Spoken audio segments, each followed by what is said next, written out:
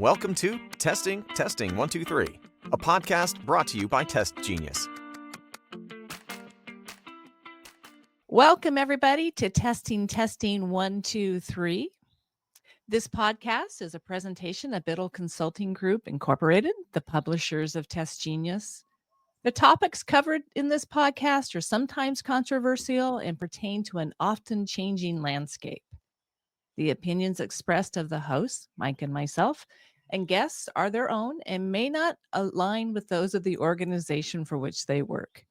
None of the conversation or resources shared on this podcast should be construed to be legal advice. As a best practice, if you have concerns over these issues or opinions expressed, you should explore them with an attorney or other expert. And with that, let's begin. With me again today is Mike Callen, the president of TestGenius. Hello, Jenny. Good to Hi, be back Mike. with you as always. Yes, I love these. I love these conversations. I always learn a lot. Yep, I do as well. Thank you. Oh, good. Today, our topic is you say you don't test.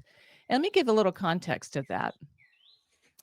Our team attends about 25 conferences and trade shows a year. And sometimes people will come up to our trade show booth and they'll be looking at our backdrop and our sign, and they'll look at and they go, "Oh, testing. You do testing? Oh, we don't do that." And sometimes it leads into a conversation. So we thought it would be beneficial today to talk about that. So you say you don't test. Yeah, often it doesn't lead into a conversation.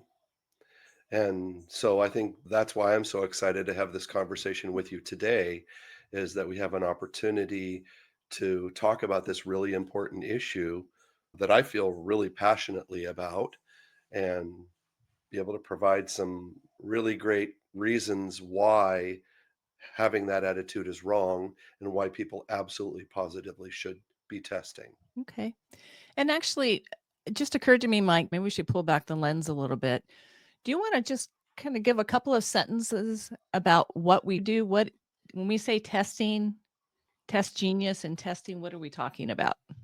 What we do is predominantly skill and ability testing. We started off mostly doing hard skills and abilities, really concrete work sample type of tests where people are having to do the kind of tasks or duties that they would have to do on the job, but without having on the job experience or on the job training. So basically, what we do is we look at jobs, we look at job analyses, and we try to sort out what are the fundamental skills and abilities that are necessary for success on a job.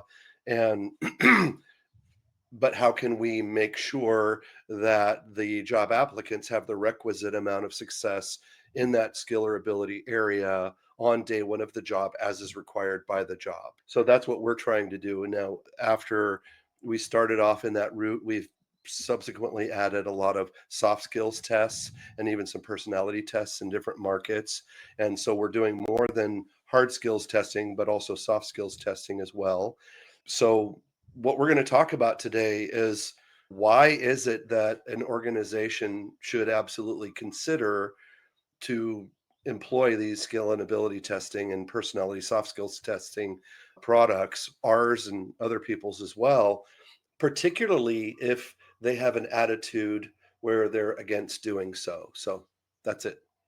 Okay, great. Thank you, Mike. Thanks for that background. Sure. Why don't I go ahead and put our slides up? And do you want to kick us off? Yeah, I think you kicked us off perfectly. Really, this was 100% inspired by real life conversations that we have at conferences where HR managers, recruiters, people that are right in the space that the folks that we want to talk to and the folks who should be really interested in what we do sometimes walk up to us and say, "Oh, we either don't do this, or we've been told we can't do this," or even sometimes people say it's illegal to do this. And of course, that's not the case. But that's what we want to do, is break it down. And so I have 5 main points that I want to talk about with you today, Jenny. And within the first one, there's about 10 subpoints that are in there. And yeah, let's just do that. Let's just go ahead and kick it off. So, point number one, whether you're testing or you're not testing, it's super important to know or remember that nearly everything that occurs in a recruitment is already a test. So, even if you're not doing hard skills and ability testing or personality testing or behavioral testing, it's very likely that what you are doing, some of what you are doing is literally testing. I think the next slide has a point on here. What we want to talk about here, when we talk about testing, people tend to gravitate towards a test, a typing test, or a multitasking test, or a personality test, and to think of that as tests. But back in the 1960s, there was a landmark case called Griggs versus Duke Power. And I want to say right up front, I've learned all this from our CEO, Dan Biddle. I was not educated in this arena, and working around him and learning from him, I was able to understand the genesis of this particular topic. When the Civil Rights Act of 1964 came into to play, there was basically, it was explained that it's unlawful to discriminate against race or to not hire minorities intentionally. And so to us, it's duh, that's the most obvious thing in the world. But there was literally a time and a place in our not too distant past where this was a regular occurrence. And so the Civil Rights Act of 64 came out, it was ratified, but it didn't come into effect until 1965. And the Duke Power Company was hiring for a particular position. And so what they did is they decided to employ a test that they thought would screen out minorities because they had to now have some sort of decision making process in place. And they waited until the very, very end of 1964. As it turns out, that test, as they had intended, had really bad adverse impact. But furthermore, it wasn't valid or consistent with business necessity for this particular job. It was testing for things that went way above and beyond the requirements of this particular job. And so there was a plaintiff named Griggs who hired an attorney and sued Duke Power because of this unfair testing practice. And during the course of this case, it was determined, or what was defined was something called PPTs, which we refer to a lot within our internal Biddle consulting group space. PPTs, as the slide shows, stands for practices, procedures, or tests. And so when we talk about a test, there's two layers of definition. If you zoom right in on it, there's the testing that TestGenius does. If you need to type on a job, we're going to give you a typing test that's going to measure speed and accuracy within a certain amount of time with content that might be similar to the content that would be typed on the job. That's a test, and it's really obvious. But there are tons of other aspects of the recruitment process that are practices, procedures, and tests that result in some portion of an applicant population not advancing in a recruitment. And so, therefore, any of these steps that occur within the recruitment process should be considered to be tests or PPTs, practices, procedures, and tests. Certain PPTs that are in place that maybe wouldn't directly screen a group of people out, but maybe because of how they are constructed or where they are posted or located, they actually end up precluding a portion of Mm. the population from even being included in the process from the very start. Most organizations use a software program called an applicant tracking system. The main purpose for the applicant tracking system is to collect demographics at each step of recruitment and compare it to the census data on availability of the population within your recruitment area who would be available for this particular job. Comparing the census data on availability and comparing the actual results, it can see if there's a statistical disparity between the available population and the actual population that end up moving through each and every one of the steps that occur. And unless you have any questions or comments, we can go ahead and move forward to the first one. Yeah, let's move forward because I think my Okay. questions, you're already going to answer them. I peeked ahead and I saw the next slide. So I know Oh, great. you're going to start answering. Awesome. I know it. Point number one under the PPTs, which is nearly everything in a recruitment as a test, is the job posting. And people don't really often think about the job posting, but Mhm. it's a vitally important aspect of the human resource function. So typically what happens is there's some sort of job analysis that's been done that ferrets out the duties that are performed on the job, the knowledge, skills, and abilities that are necessary to perform those duties, and there's some sort of sorting of what are the fundamental duties that require knowledge, skills, and abilities that are needed on day one of the job before there's on the job training or brief orientations. So the job posting is going to have within it text that would include things like here's the position of the job, it might be the pay that's offered, it might be the days and hours of the job, it might be minimal qualifications that are necessary to be successful on the job, and then also desirable qualifications, we call those MQs and DQs, that are helpful and can maybe position one applicant ahead of another in terms of the job. And so when you look at the job posting, two really important aspects of it are, one, where is that job posting located or posted to? So if there is a venue, a newspaper or a bulletin board or whatever, that isn't inherently accessible by the same population that is the available population for the job, then you can literally have adverse impact right out of the gate. Let's say that there's some sort of newspaper that is predominantly read by white people, for instance. And so if you have this newspaper and you're advertising your job predominantly to white people and their availability for people of color for this particular job is significant, but they're not seeing the job posting, then right out of the gate, your demographic of your job applicants could be lacking as compared to the availability. The second thing that's really important about it is the content. And so when you have a job posting, it's vital that before an organization posts something regarding available job to their website or newspapers or wherever they post them, that they stop and they do a review. Let's make sure that the things that we're saying about this job are correct. Say, for instance, you have a job that you're posting for that requires people to pick up 50-pound bags of concrete and load them and stack them onto a pallet to get ready to have them shrink wrapped. So if you go through and you post that, but then later you find out that those bags are no longer 50-pound bags.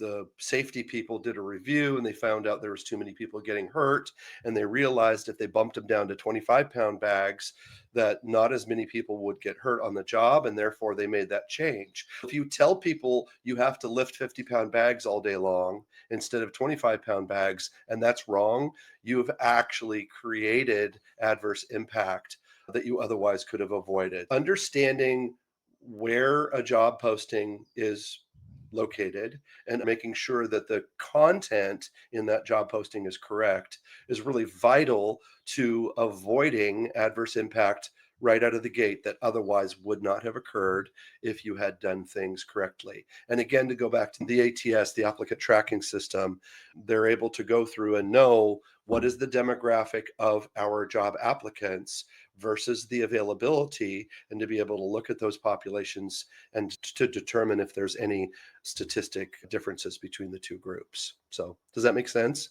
It does. So just as an example, a really basic one, let's say that the job posting says that the job is Monday through Friday from 7 to 4 with an hour lunch.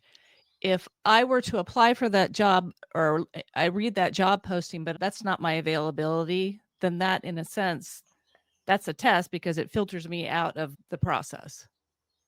When you have it, you're right, it is a test. However, it is a test that is valid and consistent with business necessity. So you may have a test that has adverse impact against protected groups or non-protected groups, and that doesn't necessarily mean that adverse impact has occurred, or maybe it's an acceptable amount of adverse impact. Because the typical example for this is, to go back to the concrete bags, men are historically stronger than women. Their body types are different, and they are more well suited to doing work like lifting concrete bags. If you gave a physical ability test that asked people to pick up these 25-pound bags or 50-pound bags, and they were to stack them on there, they may find that the rate at which women fail that test could be 9 or 10 times the rate at which men fail that test. So that in itself is adverse impact. However, the test is a simulation of the job. And if you cannot complete the test, then it's very likely to assume that you cannot complete the job. And so that's where that issue of validation comes into play. So on one hand, or one side of the shop, we want to make sure that we avoid adverse impact wherever we can avoid adverse impact. But on the other side of the shop, the testing side of the shop, we go into that knowing that sometimes there are tests that are valid and they're consistent with business necessity that will, either over the life of the test, during one recruitment, during a year of recruiting, inevitably you may find that there is some adverse impact that occurs. But if your test is valid and consistent with business necessity, then it is an acceptable process to go through and to do that testing. And that's really a whole nother side of this particular issue we're talking about today, which probably I think we've explored it in a prior podcast where we talked more about Mhm. validation, but we might want to dig into it again. Great Okay. question. Thank you. Yeah. Thank you. Should I move on? Yeah, absolutely. So the second point is the job application. And people often don't even think about this as being a test. But job applications, some of them require very minimal information, but some require more information. And sometimes the information that is collected, or the way that the information is being requested, can result in adverse impact. One of the things that can happen, just for an example, is it may be an issue where somebody is asking on a job application if you have college degree or if you have a high school diploma. And those questions for a particular job may result in adverse impact against a protected group. And so the question becomes, why are you asking that question? If we go back to the job where, the person is going to be stacking concrete bags, what about a high school diploma makes that an appropriate question? And if you ask that question and you end up in a disparity of job applicants versus availability, now all of a sudden you've caused adverse impact. So you want to be really cognizant of and analytical about the content that is on the job application, and you want to make sure that you're not asking things that are unnecessary. Very often people have asked questions regarding how far are you located from work? The reason being that they may decide that the people who live closer to the office are less likely to be late on the job or have issues getting into work. And so, what starts off as maybe a well meaning reason, depending on where the work is located, it could end up causing adverse impact. If the location is located way out in the suburbs, where you may have less people of color versus the inner city where you may have more people of color, and this is again just an example, by asking that question and trying to not call people in to become applicants moving further on into the process, again, you may cause adverse impact. And so think about the questions that are being asked. And even if you have good, well meaning reasons, the fact that somebody has to commute 30 miles to get into a job is not a good reason to not allow them to continue to become an applicant and then to move on to becoming a candidate for hire.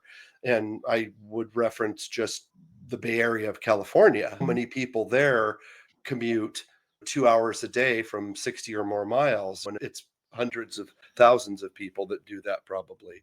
So we've looked at job posting and job application. So the third one is tests. Yeah, so this is the easy one because this is what everybody's expecting. These are the skill, ability, knowledge, personal characteristics, personality, situational judgment, all of the kinds of tests that people might use in order to differentiate among applicants to determine who should be moved on to the next step in the recruitment. And in fact, when they say they're not testing, this Mhm. is what they say they're not using. And so, to that end, on the latter part of this meeting today, we'll talk more about why it is that they need to consider using tests because there are really good reasons, compelling reasons why that's the case. Okay. So our next one is background check. Okay, so background checks are tests. And if you do background checks, some people are going to pass and some people are going to fail. And when you go through your applicant tracking system, you want to stop and you want to look and you want to find out what's going on with your demographics and your metrics. And you want to be aware of that. But again, it comes down to the validity aspect. So if you're bringing somebody in, why are you doing a background check? Maybe you do background checks for everybody because there's security or merchandise or whatever, it's public safety. There can be really good reasons why background checks are used, but you want to make sure that you're applying those universally. Don't test people for this position for background checks if you're not going to test these people over in this other position if they Mm, are in the same realm. And I want to differentiate there because there could be a little confusion. Let's say you're hiring the cash carriers that drive the armored cars and carry money into the banks. You may need to do background checks on all those people. It doesn't necessarily mean that you need to do a background check for admin assistants who work in the office who aren't right. around the cash at all. However, if you have, for instance, the entry level worker that would be the armed guard and the supervisor who would be the armed guard, those are two different positions. You should use the background checks on both of those sets of people. So you're applying it equally. Okay. So we have credit check.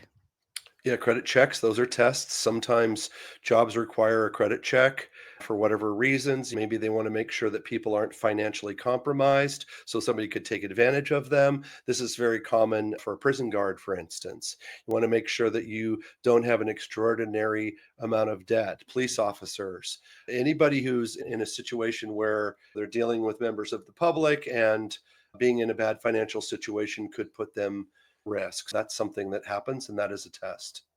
Okay. Then we have a telephone interview. Yeah, so that might be a pre-interview. And if you are talking to people and some people survive the process and are moved forward and other people aren't, that's a test as well. Okay. And then an in-person interview. Obviously, this is one of Mhm. biggest ones. It often is a very subjective process. Sometimes people do structured interviews and they're less subjective, but there's a certain amount of subjectivity when people are talking to somebody, they're asking questions, and then they're rating or making decisions upon the responses that people give to each of those questions. But it's a test, absolutely positively.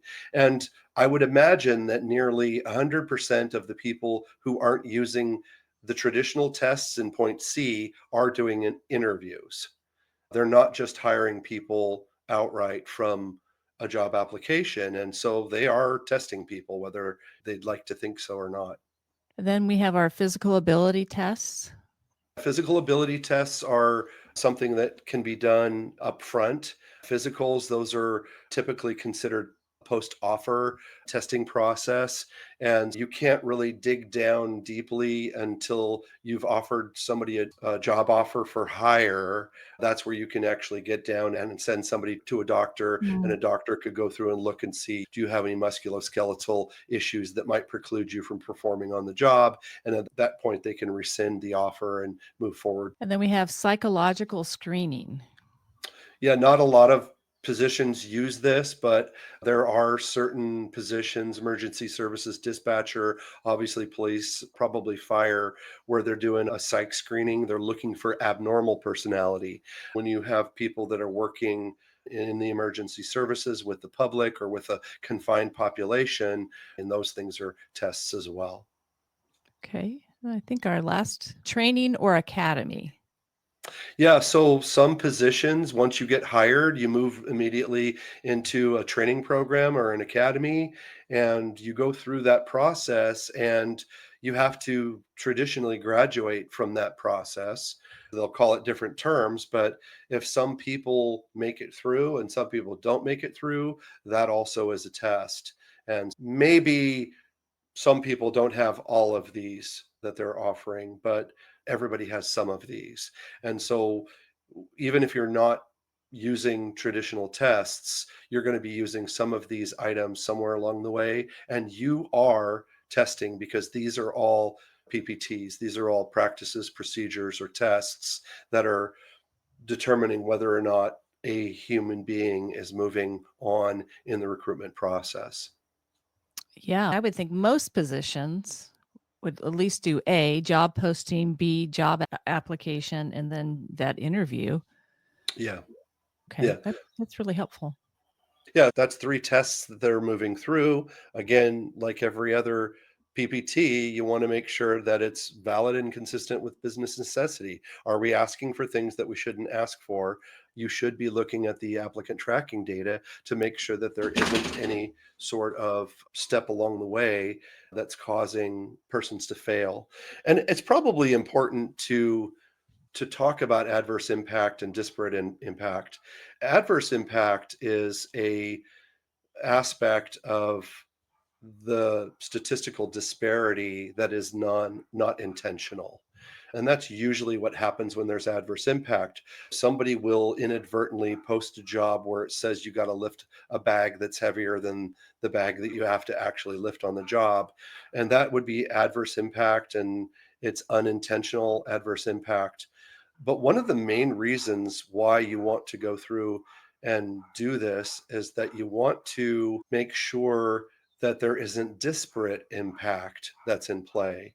When you have a person who is in human resources, such as a recruiter, who's making decisions, there's a lot of authority within that one human being. If you have somebody who is not of a proper mindset, who's making decisions, it could be that they are making decisions that are based upon invalid selection criteria that could be adversely impacting women or people of color or other protected groups in a way that's really darn insidious. And Mhm. again, that's where we have these applicant tracking systems, is to make sure no organization or leaders of an organization want to wake up someday and read about themselves in a newspaper because they've got some rogue HR person who's out there throwing away all the job applications from people with Hispanic surnames, for instance. That's just plain evil and wrong. Despite what's happening in the news right now, that's wrong, and it's always wrong. And that's something that should never happen. People should never be denied an opportunity where they otherwise should be given the opportunity to step through this process and go from an applicant to a candidate, potentially to an employee. If you fail for a reason that's valid and consistent with business necessity along the way, that's all fine and dandy. So just important to understand that difference between adverse impact and disparate impact. Yeah, thank you. So Sure. we're talking about a response to people say, yeah, we don't test. And so that's what this podcast is about. So your first point here is that nearly everything in a recruitment is a test, and you list several here, A through J. And now we're going to move on to the next main point, that is subjective versus objective measures. First of all, yeah, like you said, we've got these PPTs, and whether you're testing or not testing, that's something that you want to be aware of.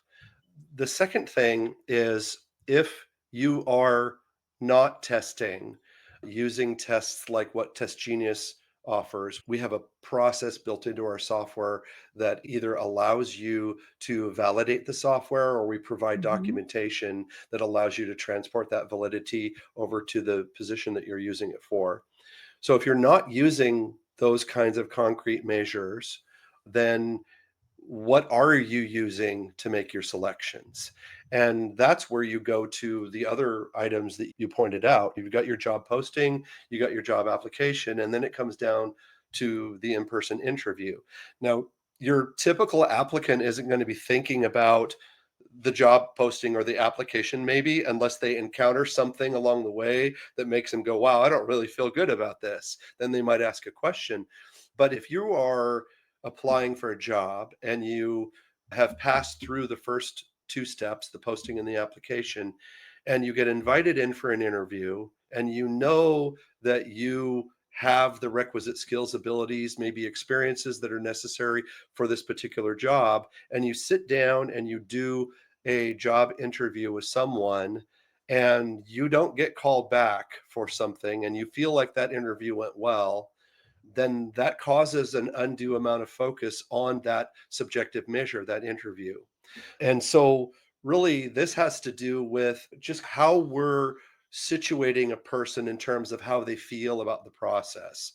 And so, if you back it up one step and you say prior to the interview, I go and I take skill and ability tests, and those skill and ability tests are face valid to me. That is, they feel like the kind of thing that I Mhm. would be doing on this job that I've applied for. And I feel like I don't do well on those tests, and I don't get advanced to the next step, then I probably am going to feel pretty well about that. If I am skilled and able and nobody gives me a test and I sit down and I talk to somebody and they interview me and they're asking me questions that don't really make me feel like they're job related, they're just sorting out whether or not they like me, then it's really important for organizations, recruiters, HR staff in particular, to own that and to say, is that a really a good process that we have in place? It comes down to the point where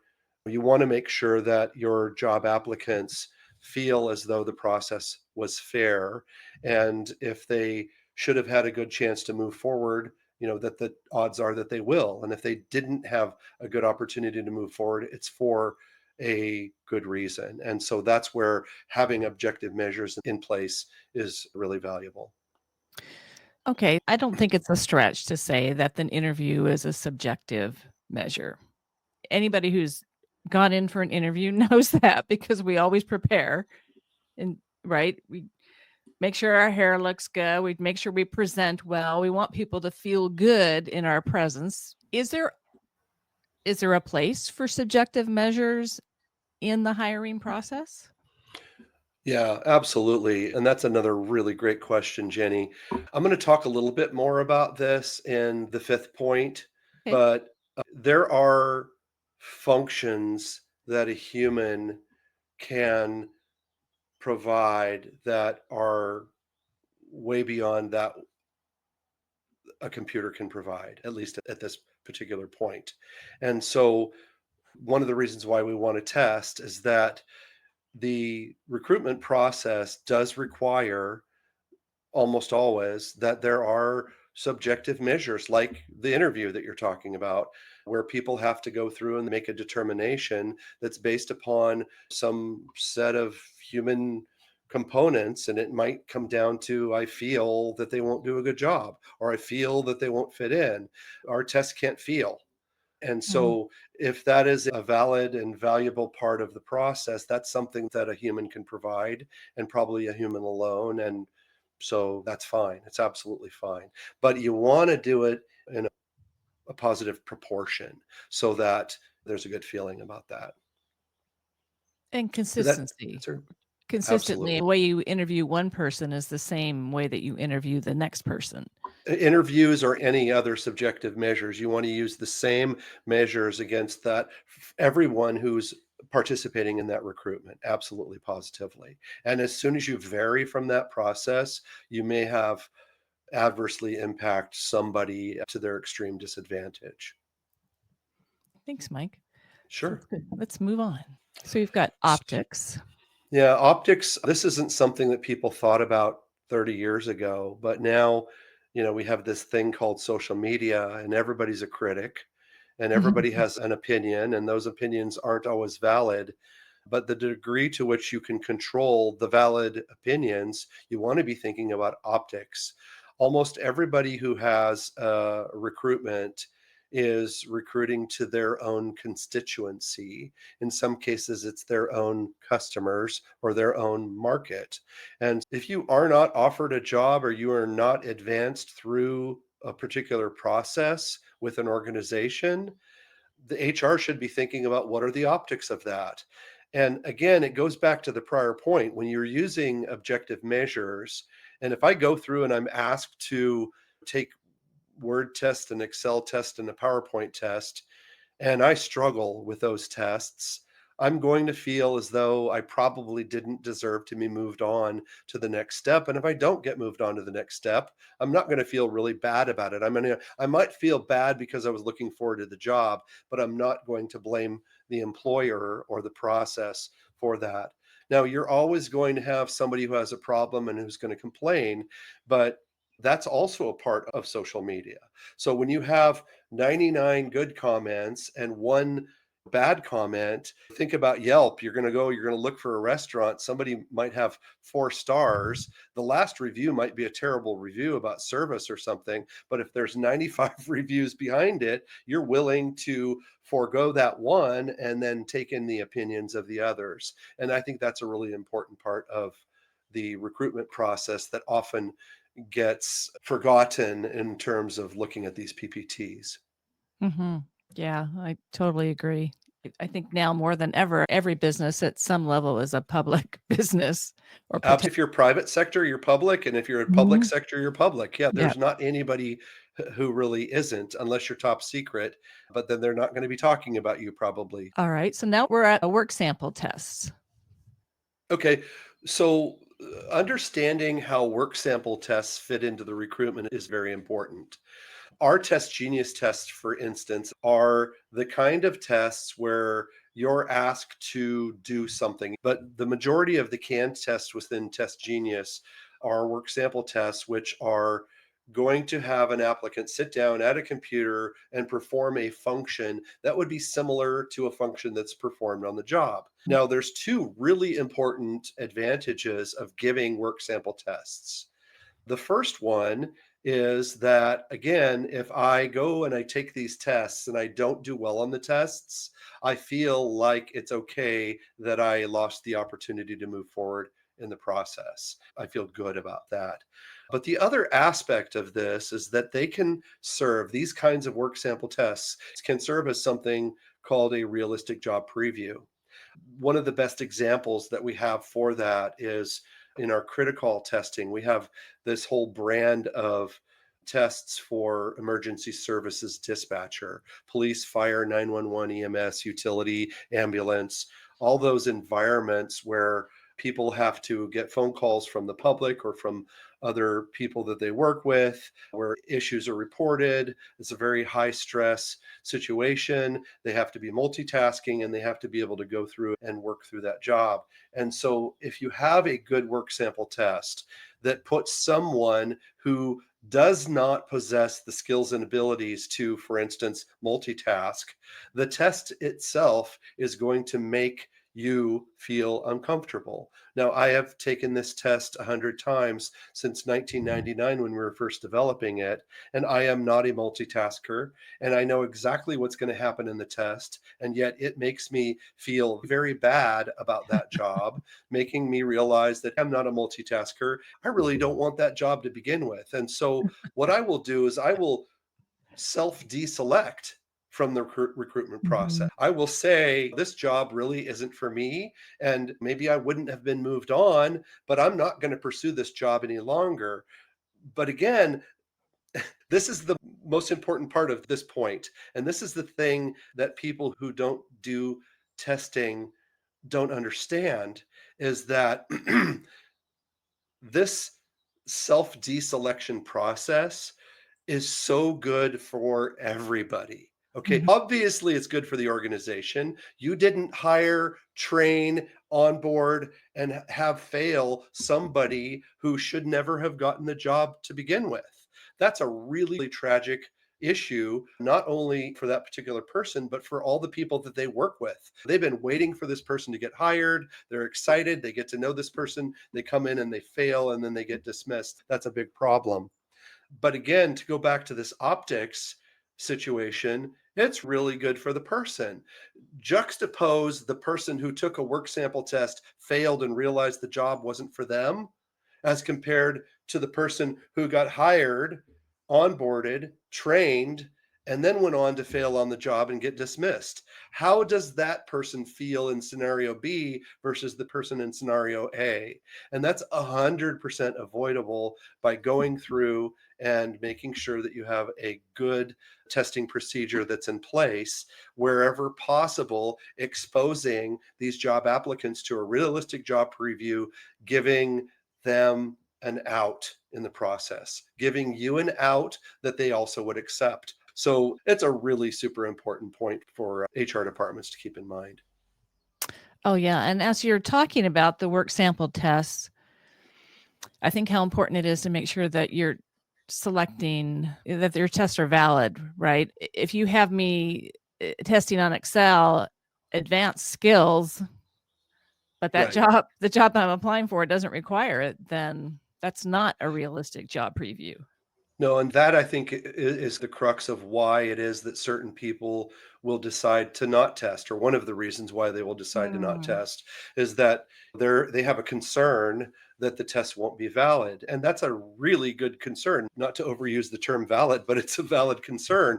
We have tools that are in place that allow organizations to ensure very quickly and easily that a test is valid and consistent with business necessity. There's certain maxims that are in place regarding human resources that determine what kind of test should be used on the job. If you're just using Excel at a basic level and you give an advanced Excel test, you have tested beyond the job. You can't do that. If you have to lift 25 pounds of bags of concrete, you can't say you're only going to be testing for 5 minutes, so I'm going to have you lift 50-pound bags of concrete. You cannot do that. It's illegal to do that. And the Dial case is a case where Dial Corporation tested on a line job at a level beyond the level of the job itself, and they ended up having to pay a lot of money out to plaintiffs because they did that. And so it's just one of those areas that's clearly wrong. So it's each organization's responsibility to make sure that their tests are valid and consistent with business necessity. When you look at our tests, we provide a tool that allow you to do that. It'll literally generate a 30+ page validation report that's for this particular position at your organization, complete with a table that tells you of these 7 tests, here's the ones that are valid, and here's some suggested cutoff scores that would show competence in this area. So we're literally walking you down the primrose path, allowing you to do this in a safe way. Now look at all those other PPTs.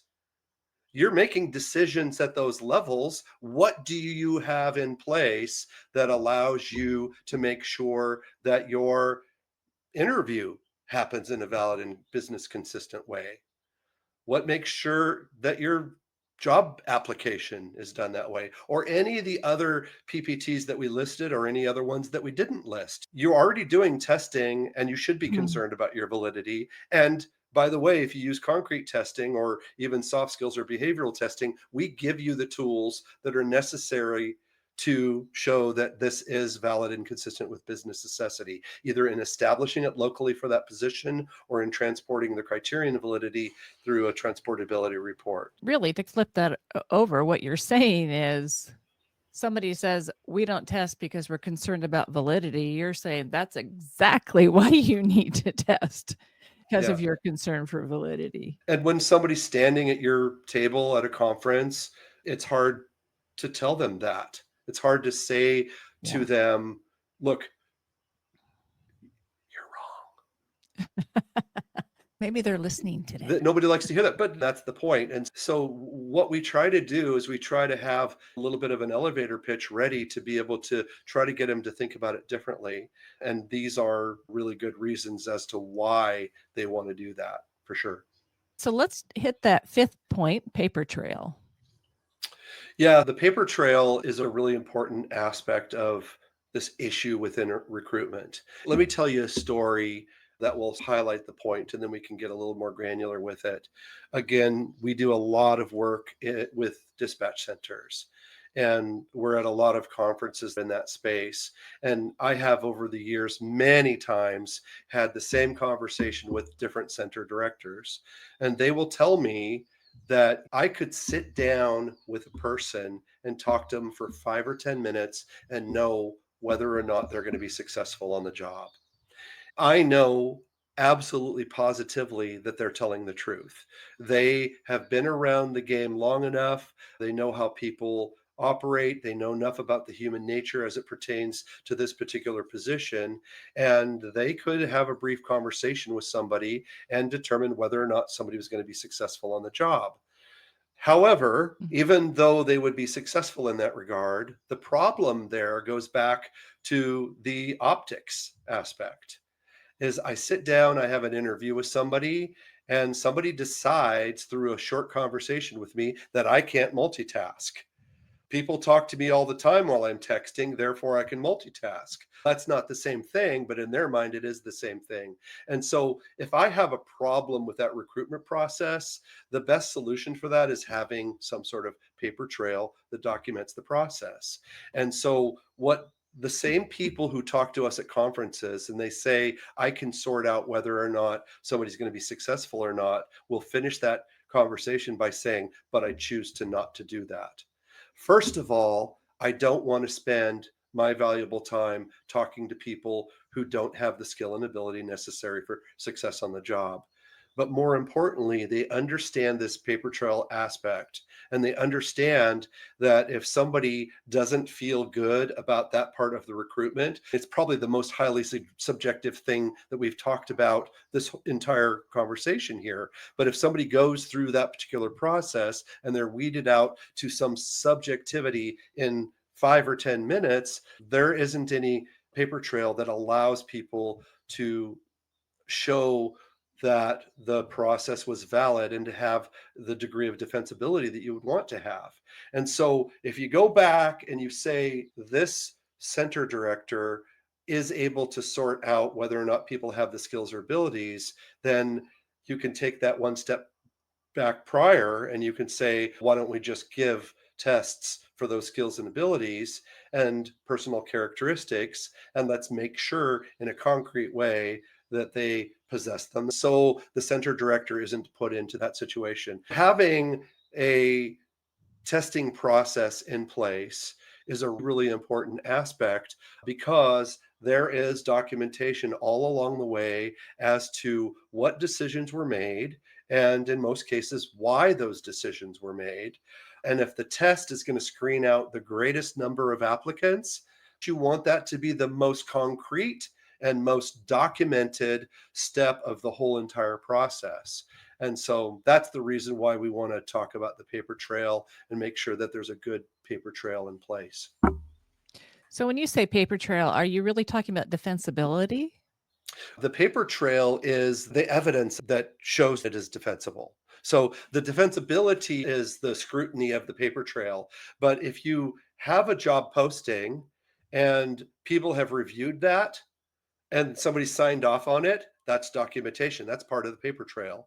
Hmm. If you have a job application and every year as a process, HR is reviewing their application to make sure that their application is asking the things it should be asking and not asking the things that it doesn't, then that's a part of the paper trail. Hey, your application is bad. We review it annually. Okay, that's documentation in your favor. If you go through and you have tests, are they valid and consistent with business necessity? Our tests can be validated by a group of subject matter experts in case of content validation in virtually the same amount of time as it takes one applicant to go through and take those tests. There's a couple of survey items. It takes a few more minutes, but essentially they go through that process. You choose a select hand chosen pool of subject matter experts that are good performers on the job. You ask them to go through and take these tests in validation mode. They take the test, they answer the survey, and the validation report is delivered. And so that's a really great bit of paper for the paper trail. Somebody says, I don't think that test was valid. Email them a copy of the validation report. Here's our validation report. You don't think it was valid? Here's 35 pages of documentation that shows why. And in the instances where we've been asked for something like that by our client will ask us, hey, this is being challenged. What should we do? And I say, send off the plaintiff's attorney a copy of the validation report. And they send it off to them, and we don't ever hear back from them again. It Mhm. just evaporates because you can say, I don't think it's valid, but here's 35 pages that say otherwise. So having this paper trail in place, and especially not having some sort of bottleneck that somebody experiences that doesn't have a paper trail to justify it, wherein X percentage of the people are screened out and Y percentage of the people continue forward, is a valuable situation to have. What allows you to support your defensibility of the hiring process. So we're talking about responding to the comment that we hear at sometimes at trade shows. Yeah, we don't test. And I'm wondering, Mike, do people ever express to, yeah, we don't test because you've already talked about validity, it's not valid, but do they ever say we don't test because it's too time consuming or it's too expensive? How do you respond to those comments? Yeah, they do definitely say that. One of the most frustrating things in our particular realm is to be talking to somebody about this process, especially, for instance, our process where you're able to test people at home in their bunny slippers in the evening rather than having to call them in. So your staff is not involved in the testing process other than setting the testing process up. And so when we're talking to somebody who could be using this process to their benefit, and they say to us, I just don't have time to look at this right now because I'm busy Mhm. recruiting people that aren't going to stick because I don't know whether they're skilled and able. It's very frustrating for us. We're always trying to help people to understand that the process is automating things that human beings would be doing otherwise. And so there is a valid concern to say adding testing may slow down the recruitment process just enough that we'll lose somebody who otherwise would have been a good hire. And it's important for us to hire people. But the flip side of that is if you're hiring the wrong people and you're turning them over, you're hiring the wrong people and you're having to recruit people using a bad broken process to replace the person that you didn't get right to begin with. And again, being able to test people in their bunny slippers is a really important aspect of a recruitment, because you get an applicant in. As soon as somebody says this is a qualified applicant, you send them a test link. Probably before you could have scheduled them for a phone interview, you can have them test and you can Mm. determine whether or not they would be subject to or should be subject to a telephone interview. What was the second aspect of that you asked about? On Money. the Yeah. financial investment, Yeah. is there a benefit financially to implementing testing? Absolutely, positively. The main benefit is in going through the process and avoiding hiring somebody who doesn't work out. And there's a hard cost to that recruitment process. There's a hard cost to the onboarding. There's a hard cost to the training. But maybe the hardest, most challenging cost is regarding the chemistry of the workers that you put that person Hmm. into. It's going to take, what, 2, 3 weeks, a month before somebody realizes, okay, we've got them all trained up and they can't do the job. The effect upon the chemistry and the engagement of your existing employees is palpable. And you want to avoid that at all costs. These people are the people who are there for you. They're the people who are working there for you, and you want to hire people to help them out. It's not a concrete number of dollars, but what one of our reps, Nick Brown, will say at the conferences when somebody comes up and asks, what is it? Have you ever received a resume from somebody who says they have experience using Excel, and then when they sit down to use Excel, they're putting numbers in the cells and pulling out a calculator to sum them because they don't know that Excel has functions that add those up for you. Everybody laughs, but then they all say, yes, I know that person. I've run into that person before. And so you want to encounter that situation ahead of time. You don't want to encounter that situation at the end of the process. So very important. Okay, so I'm thinking back of our conversation, what you shared over the last several minutes. And from an employer standpoint, testing helps to maximize my people's time. Absolutely. We get the right Let, people in the interview let me say an effectiveness, and effectiveness. because Yeah. it's not just the time, it's the time times the effectiveness. So it helps maximize and help our people's time, helps them to be more effective, maximize effectiveness. Also, you've talked about the financial. You hire and then you keep your people. You don't have to repost, re-interview, and start the process all over. Ideally, having testing in place, valid testing in place, helps you to hire the right people, have the best fit for the job.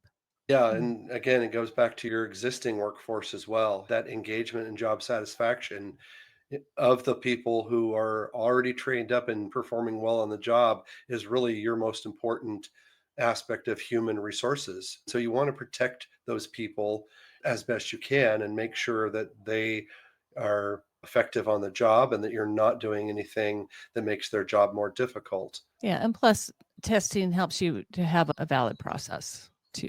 Yes, valid and consistent necessity with business necessity is a technical definition of the technical term valid, but it doesn't mean that that you shouldn't consider valid as a colloquial term as well. You want to make sure that all of the processes in your recruitment are valid. That word valid comes from the root meaning true. And truth is the basis of good human resources. And so, yeah, absolutely positively, you want to make sure that all of that is in place. So as we look at winding down, any summary comments or statements you want to make, Mike? I guess really it just comes back to the original question is people really seriously should be considering this testing issue. If you're already doing testing, then you want to be thinking about all the PPTs that are in place, and you want to make sure that they are all valid and consistent with business necessity. Don't put an obstacle in the way of your applicants that isn't a valid obstacle, because that's to everyone's mutual detriment. To the people who come up to me at conferences and say, we don't do this because of A, B, C, or D reason, I just highly recommend that you reconsider that. I think in light of the things that we've discussed today, it would be really hard for someone to maintain that position as being valid, because I don't think it really is. That's my opinion. You said a disclaimer right at the front, but I think there's a lot of good concrete reasons as to why that's the case. Thank you, Mike. This has been very helpful as always. And listener or viewer, if you ever have any questions about any of our podcasts, feel free to reach out to us here. We have contact information on the page where you're viewing this video or listening to this video, and we sure are grateful that you joined us today. Absolutely. Thank you so much for your time. And thank you, Jenny. Yeah, thank you. Bye-bye. Thanks for tuning in to Testing 1 2 3, brought to you by TestGenius and Biddle Consulting Group. Visit our website at testgenius.com for more information.